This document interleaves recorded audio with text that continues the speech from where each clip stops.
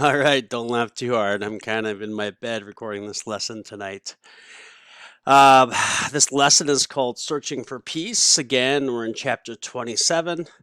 This is post war United States, and World War II has ended. And the last section was about what the economy was like, and now we're going to look at what kind of damages the war caused. Um, what else does it say? How did the war change America's role? Why was the United Nations formed? And then we have one vocabulary word, which is genocide. And say genocide. And it means the killing of a group based on its race or political views. So, what example do we have? Of course, the Holocaust and killing of the Jews by Nazi Germany. It was definitely a strong example of genocide.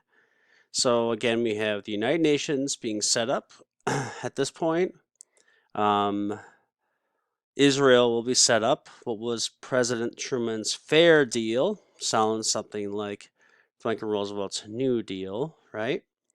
Who won the 1948 election? Of course, says Truman.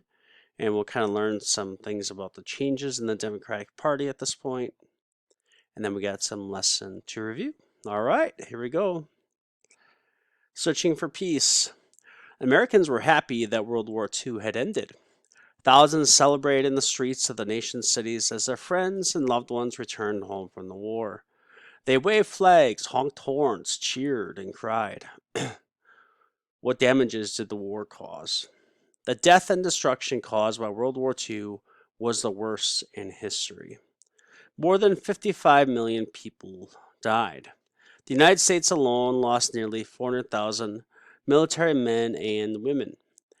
Many millions more were seriously wounded. The bombing of Europe and Japan caused millions of civilian deaths. What is a civilian? Just someone that's not in the military. Here it has a picture of Germans cleared rubble from the streets of Berlin or Berlin, Germany after the war. So you can just kind of see from that picture what it was like, right?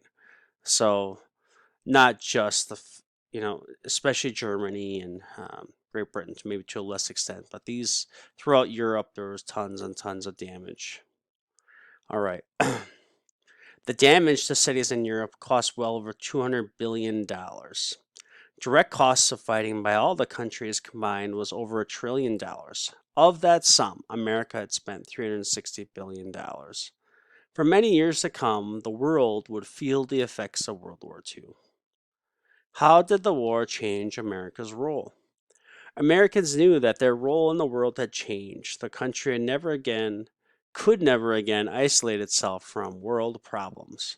The United States was now one of the most powerful nations in the world. Not only did the nation have the power of the atomic bomb, but also had new responsibilities in the world.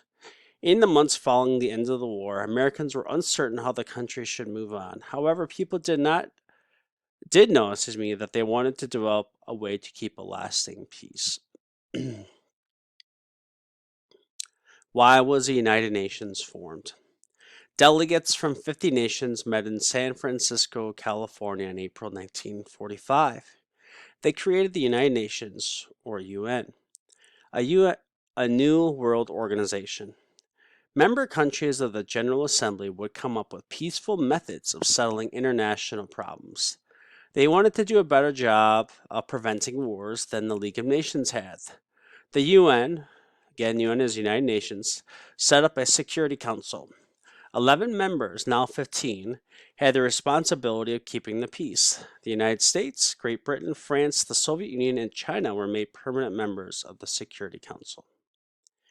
In response to the treatment of the Jews during World War II, the United Nations General Assembly declared genocide unlawful. Genocide is the killing of a group based on its race or political views.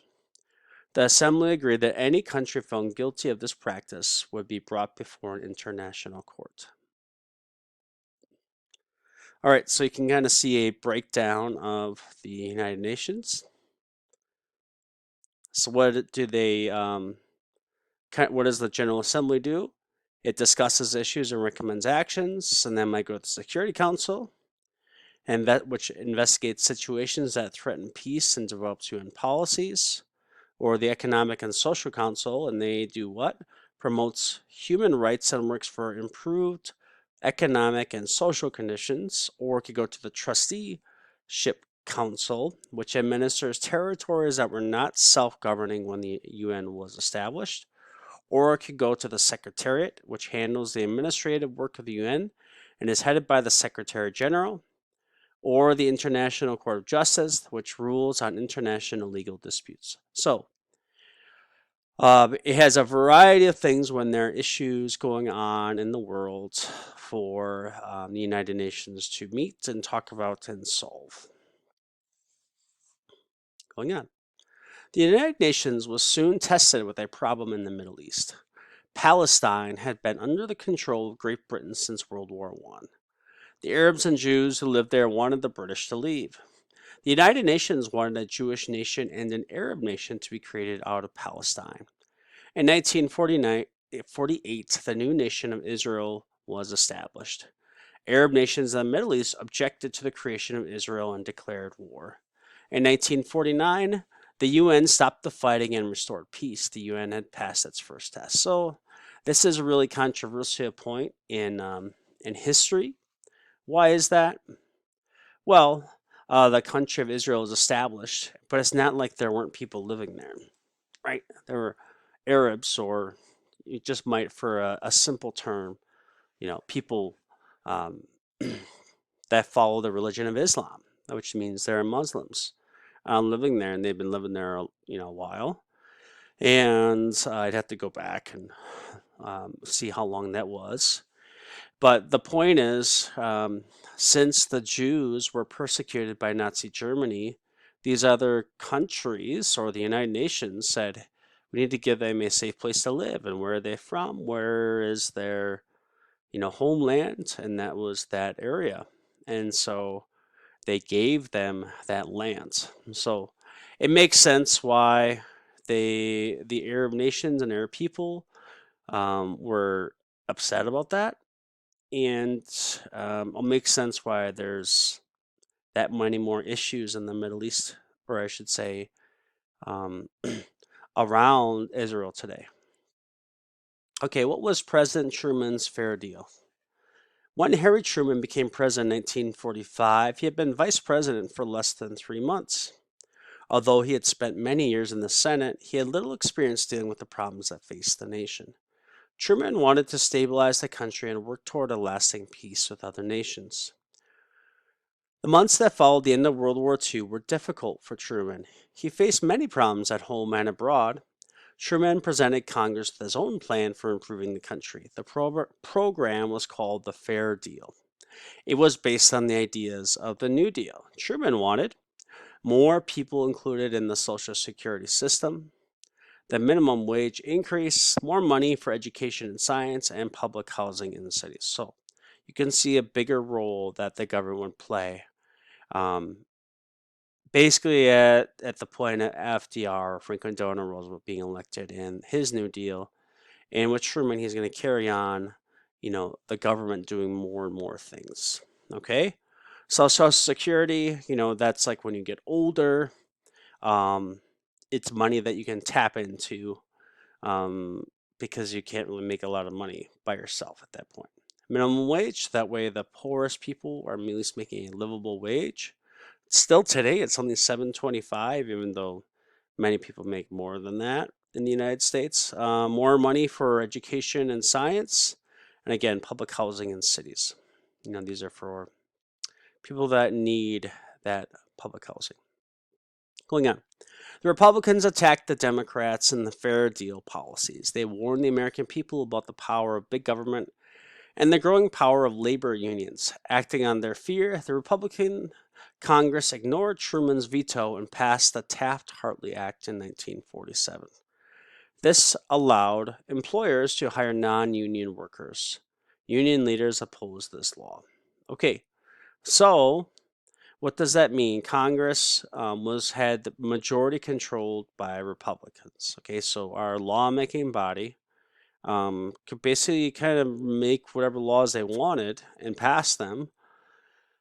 And then Truman, not being a Republican, being a Democrat, vetoed um, some of their actions or acts. And but remember that Congress can override a veto with 2/3 majority. So that's what they did. That's what it means by they ignored Truman's veto. All right. Who won the 1948 election? Truman won his party's nomination in 1948, but few leaders believed he could win the election. The Democratic Party was split apart over civil rights for African Americans. Truman supported civil rights. As a result, Southern Democrats left the party and formed a new states' rights Dixiecrat Party. Okay, so again, the Democratic Party is going to split, and some were for, if I can just say the word, blacks' rights, or in other words, African Americans' rights, and some were not.